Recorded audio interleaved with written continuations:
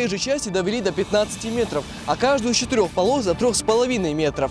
Это позволит разделить потоки автотранспорта, увеличить уровень комфорта, а главное – безопасность дорожного движения. Дорогу дали. Участок федеральной трассы «Кавказ» на развилке Магаз вновь открыт. Кто теперь главный и кого пропускать?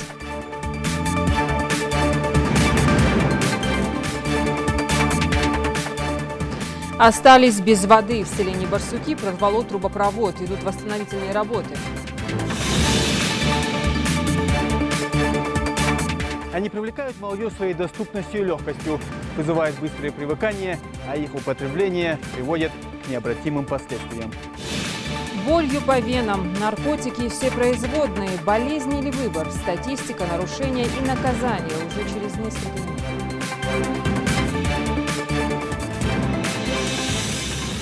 Чем кормят младшеклашек? Довольны ли родители таким подспорьем со стороны государства? И кто осуществляет контроль за питанием? За 10 дней они прислали положение, и мы усердно начали готовиться за эти 2 недели.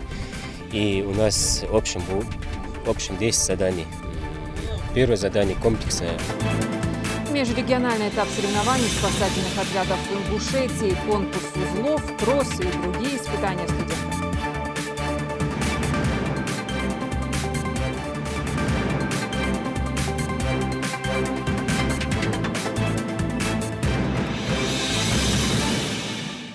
Здравствуйте, это новости 24.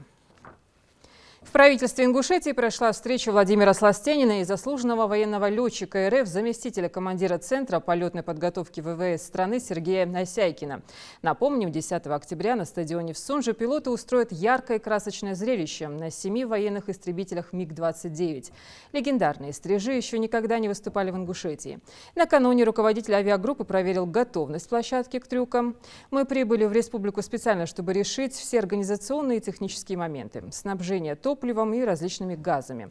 Посмотрели место стоянки, а также согласовали программу с аэропортом. Вся команда планирует приехать 7 октября уже для тренировочных полетов и для участия в праздничных мероприятиях.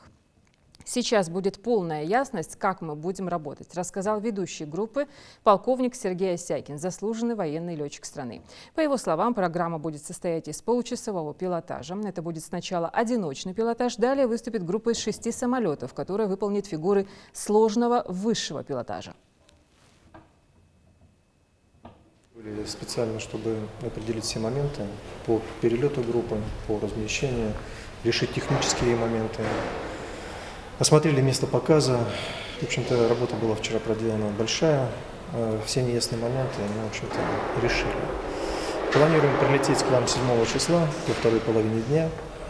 Ну и дальше уже слетать здесь тренировку пилотажной группой. Ну и дальше участвовать в праздничных мероприятиях вместе с вами. Программа будет состоять из получасового пилотажа. Это будет сначала одиночный пилотаж, одиночный МиГ-29. Далее это будет группа из 6 самолетов. Мы выполним фигуры сложного высшего пилотажа. Дальше останется ромб, продолжит пилотирование. Ну и дальше тоже одиночка закончит всю нашу программу. Покажем, в общем-то, все, на что сегодня способна пилотажная группа. Это будет комплекс фигур с различными перестроениями. Это фигуры сложного высшего пилотажа будут выполняться составом 6 самолетов, 4 самолетов. На развязке при въезде в столицу республики запустили движение. Открытие обновленного участка трассы решило серьезную проблему – утренние и вечерние пробки. Дорожные работы на ФАТ «Кавказ» тем временем продолжаются. Завершить их планируют в конце года. Михаил Тангиев узнал у дорожников, какие еще перемены ожидают автомобилистов.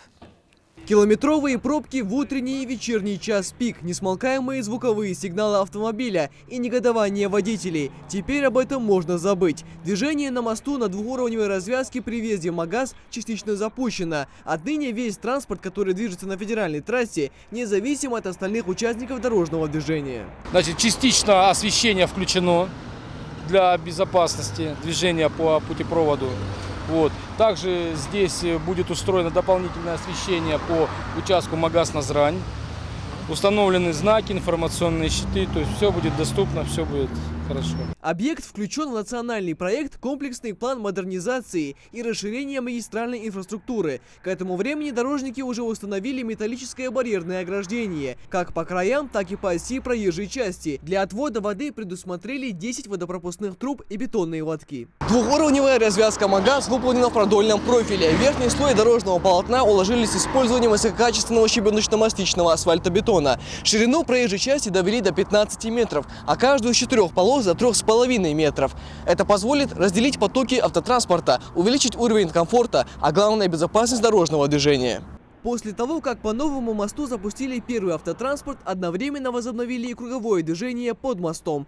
И вот тут многие столкнулись с проблемой, как теперь двигаться и кто кого должен пропустить. Водители, выезжающие из круга, по ошибке пропускают транспорт, не зная, что теперь это не федеральная трасса, а второстепенная дорога. В свою очередь, автолюбители, которые двигаются по съезду, игнорируют знак «Круговое движение» и создают аварийные ситуации. Говоря иначе, круг под мостом при въезде МАГАЗ теперь имеет преимущество. Нужно лишь внимательно следить за дорожными знаками.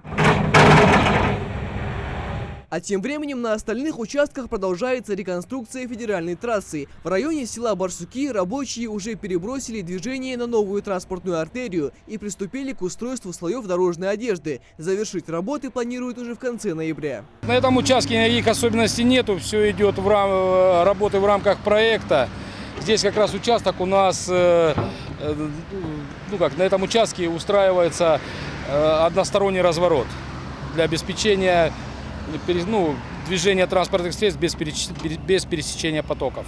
Что касается третьей транспортной развязки Карабулак, то ее возводят по типу клеверного листа. Большую часть работ давно провели, и к этому времени дорожники заняты отделкой инженерного строения. Также был запущен процесс установки верхних слоев покрытия, но на полпути все приостановили. Как нам сказали, возникли сложности с выкупом автозаправочной станции. Но как только вопрос решится, работа вновь закипит. Здесь, на развязке движения будет происходить, устроены съезды с федеральной трассы в направлении Карабулака. И также мы сейчас как раз находимся на втором съезде. Это он у нас будет выходить с города Карабулак. И по съездам будет производиться движение автотранспорта в сторону Грозного либо в сторону Ростова. На всех 3 транспортных развязках в дальнейшем проведут свыше 9 километров линий искусственного освещения. Нанесут разметку из термопластика для обеспечения безопасности движения в любое время суток. Кроме этого, установят новые светоотражающие дорожные знаки и сигнальные столбики. Завершить все это планируют в конце этого года. Микаил Тангиев, Асхаб Белакиев, Новости 24. Коммунальная авария в селении Барсуки. Там сегодня произошел порыв трубопровода. В связи с аварией воду пришлось перекрыть и для жителей Газиюрта. Течь в районе между Плиевой и Барсуки заметили местные жители. На данный момент сотрудникам водоканала проводятся восстановительные работы. Причины порыва пока неизвестны, так как труба проходит под внутренней автодорогой Назрань-Сумжа. Сложность восстановления оценивается как первая категория. На участке трудится группа из 6 человек.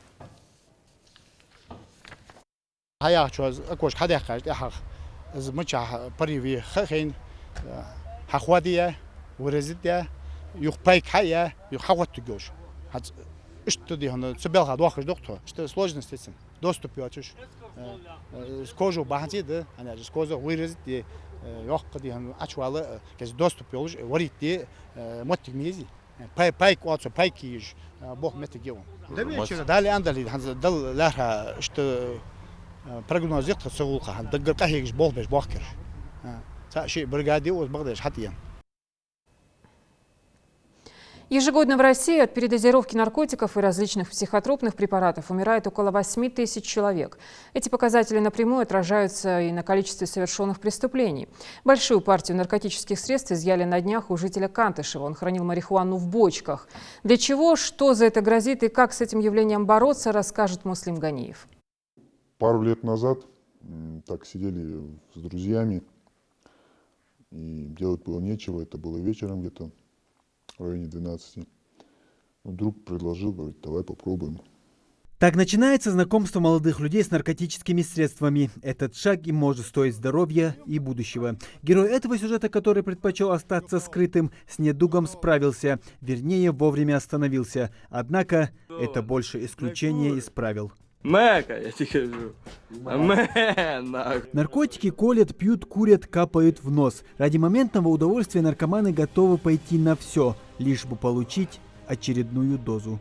Мы привыкли видеть наркоманов, тех, кто вводит наркотики внутривенно, обычной иглой. Однако в последнее время все больше людей переходят на аптечные наркотики. Они привлекают молодежь своей доступностью и легкостью, вызывают быстрое привыкание, а их употребление приводит к необратимым последствиям. За незаконным хранением и распространением наркотических средств в республике следит Управление наркоконтроля Ингушского МВД, а противодействие наркомании – одна из главных задач министерства. Проведенными мероприятиями в этом году выявлено 176 преступлений в сфере оборота наркотиков. К уголовной и административной ответственности привлечено 231 лицо. К уголовной ответственности 117, к административной 114. Из незаконного оборота изъято более 133 килограмм наркотических веществ разного вида. Прегабалин, он же лирика, дезиморфин, габапентин, тропикамет. Список наркотических средств аптечного направления можно продолжать долго. В медицине у них различные назначения, а вот для наркоманов одно – уйти в эйфорию. Эти препараты стоят в особом списке, и купить их можно только по назначению врача, а тех, кто реализует их без рецепта, ждет судебное разбирательство. Действительно ли указанные препараты можно купить только по рецепту врача, мы решили узнать в одной из столичных аптек.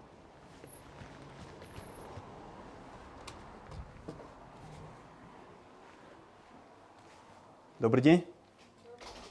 Подскажите, прегабалин есть? Нет, нет. А дезоморфин? Нет. А что вообще из этой области у вас есть?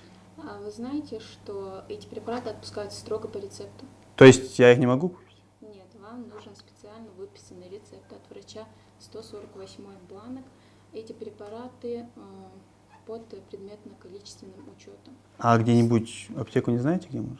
Нет, у вас не получится их взять в аптеке. Еще не так давно вариант осуществления сделки с конечным покупателем был только один – передача товара из рук в руки за наличные деньги. Современные средства коммуникации позволили модернизировать процесс наркоторговли, исключив прямой контакт наркодилера с потребителем. Это стало возможным благодаря тому, что появилась новая профессия – закладчик. Посредники между продавцами и покупателями наркотических средств. Они выполняют роль курьера.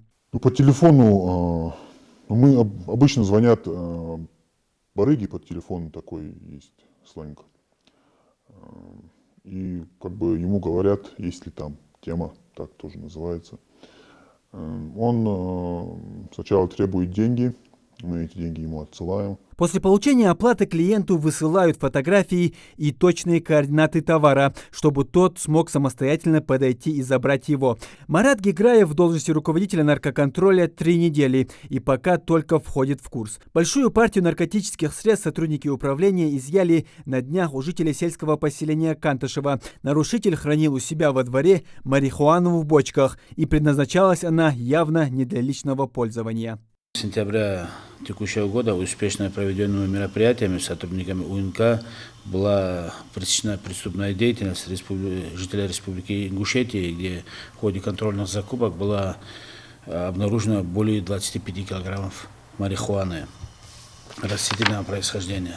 Производство и продажа наркотических средств – один из самых выгодных видов бизнеса. Распространители наркотиков идут на любые ухищрения, чтобы осуществить успешную продажу запрещенного товара. Прибыль настолько высокая, что преступники занимаются этой деятельностью, несмотря на самые суровые наказания со стороны органов правопорядка. Уголовным кодексом Российской Федерации предусмотрено 2 статьи за сбыт наркотических средств и психотропных веществ и сильнодействующих веществ. Так, статья 234 Уголовного кодекса предусматривает ответственность за сбыт сильнодействующих веществ и предусматривает наказание до 3 лет лишения свободы. Но в случае квалифицирующих признаков, таких как совершение преступления в группе лиц по предварительному сговору, наказание предусматривает уже до 5 лет лишения свободы.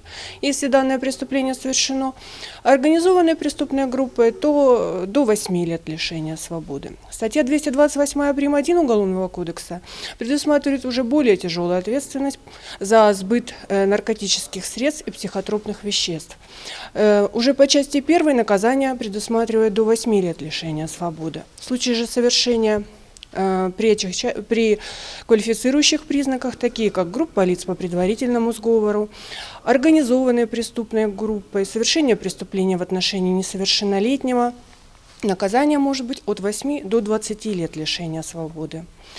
В 2020 году, а именно в первом полугодии 2020 года, судами республики рассмотрено 56 уголовных дел в отношении 59 лиц. В психоневрологическом диспансере региона на сегодняшний день стоят на учете свыше 1500 человек, которые употребляют наркотики. Причем это только те, кто попался. На самом же деле их намного больше. В подтверждение кадры с этого видео. Добровольные бригады антилирика созданы в большинстве сельских поселениях республики. Они на общественных началах занимаются поиском и разоблачением наркоторговцев. Если наладить более тесное взаимодействие их и сотрудников наркоконтроля, ситуация может быть исправлена. Муслим Ганиев, Адам Далаков, Новости 24. Министерство здравоохранения России проводит акцию по бесплатному анонимному тестированию на ВИЧ. Желающих проверить свое здоровье в октябре будут принимать мобильные пункты. Специалисты не только протестируют жителей, но и полностью проконсультируют по этой болезни. Чем опасно неприятие диагноза и кто такие ВИЧ-диссиденты, узнаем у Дианы Дударовой. Число зараженных ВИЧ-инфекцией ежегодно растет как по всей стране, так и у нас в регионе. Сотрудники спеццентра периодически организуют профилактические работы с населением. Со 2 октября в Ингушетии начнется масштабная всероссийская акция «Тест на ВИЧ-экспедиция». Регион посетят 5 московских специалистов на специализированных «Газелях», в которых будут свои передвижные лаборатории. Специализированные автомобили марки «Газель» проследуют по всей территории Российской Федерации. Они сделают остановок 199 в населенных пунктах.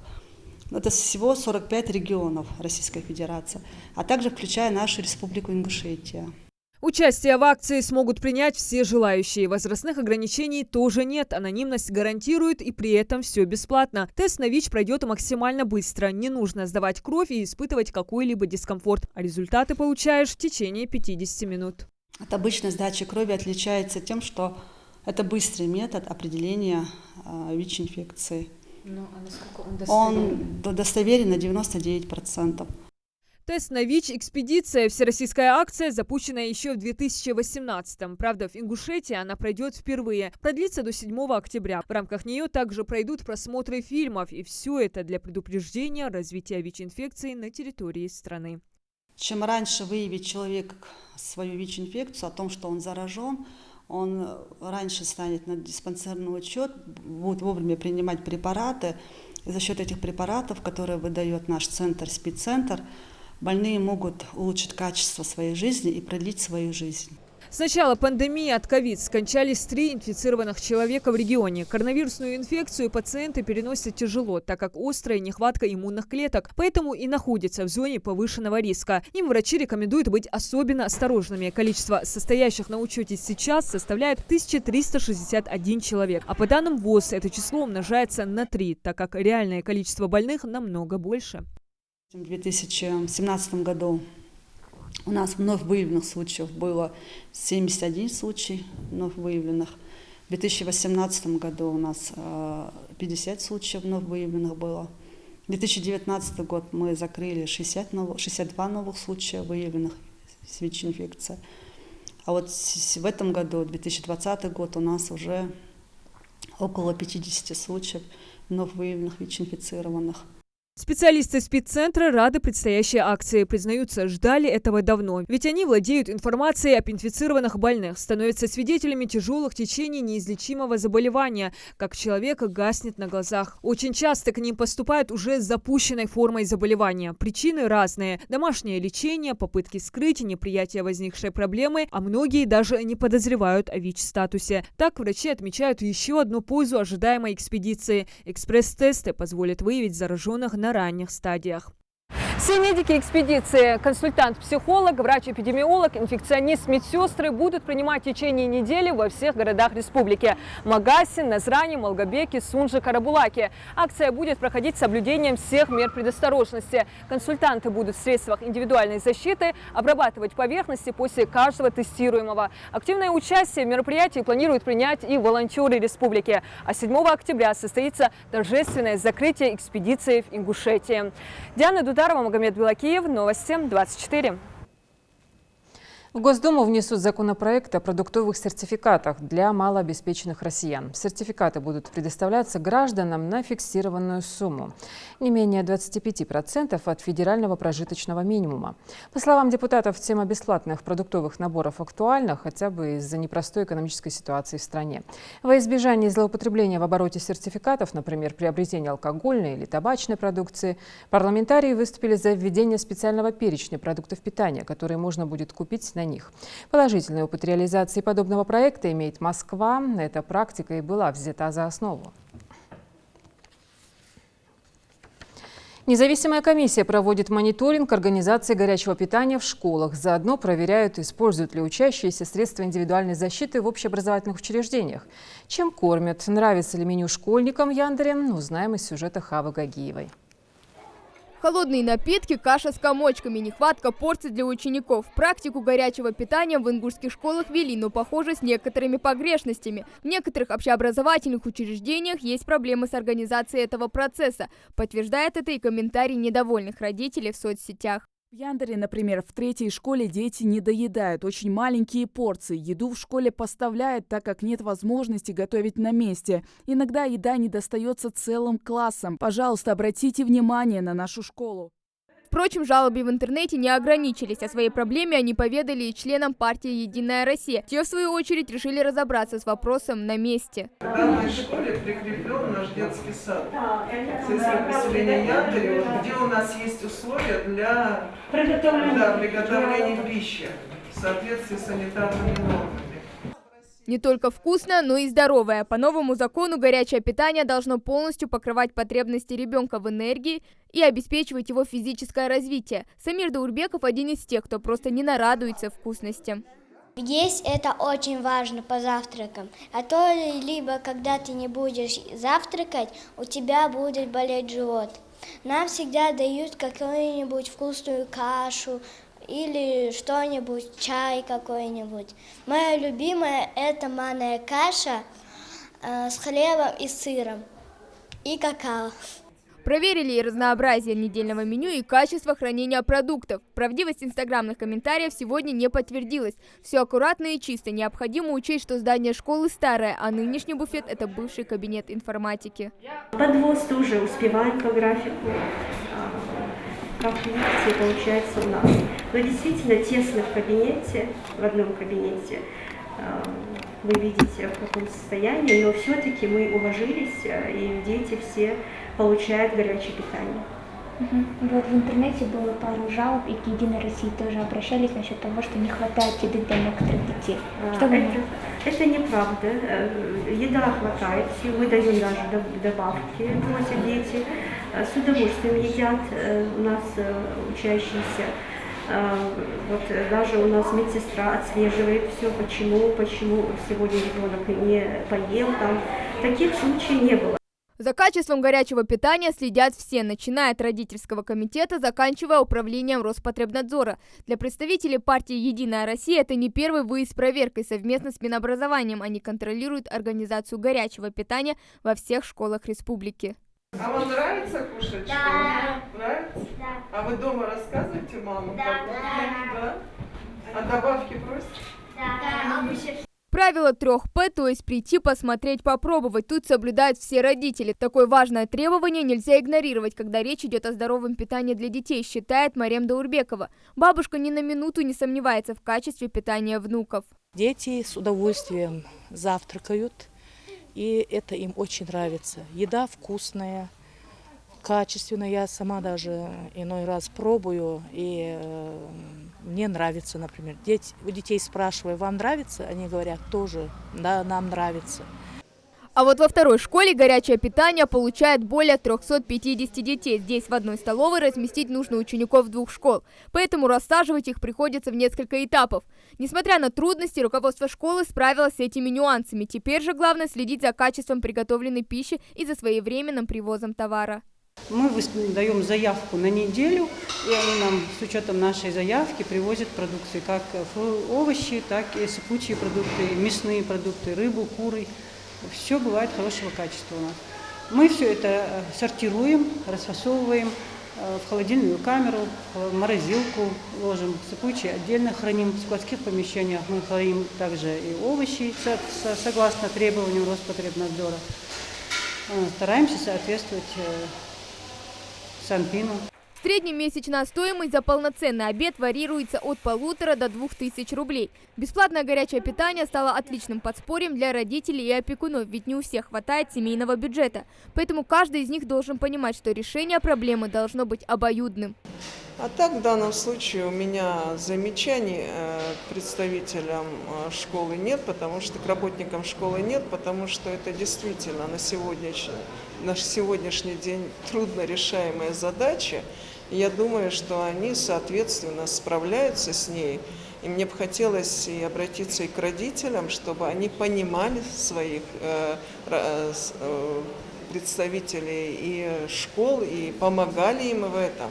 Собирались чаще с родительским комитетом, беседовали, чтобы предпринять, чтобы улучшить это питание. Пожаловаться легко. Написал жалобу, а дальше пусть разбираются. Но мы бы хотели, чтобы эти проблемы решались совместно с родителями. Котлеты или рыба, овощной или свежий салат, чай или какао по вкусу. У каждой школы свое меню и свои подходы к организации питания. Ну а для родителей важно, чтобы еда их детей была безопасной, качественной и вкусной. Хава Гагиева, Хасмагомед Майсигов, Новости 24. Межрегиональный этап соревнований спасательных отрядов в Ингушетии в этом году проходит на местах. Такие меры были предприняты в связи с эпидситуацией. 8 человек, 10 заданий, на все про все 2 дня. Из пожарно-спасательного колледжа наш корреспондент. Желаю вам удачи вам необходимо. Я видел, как вы готовились, я вижу, что вы подготовлены, и я думаю, вам необходимо удачи. Со слов напутствия и поддержки директора поисково-спасательного колледжа в адрес студентов открывается один из важнейших этапов учебной и профессиональной деятельности, как для самих учащихся, так и руководства заведения. И поэтому по регламенту проведение межрегионального этапа студенческих спасотрядов начинается с построения в одну шеренгу всех участников во главе с капитаном команды. Затем ребята приступают к первому в списке заданию.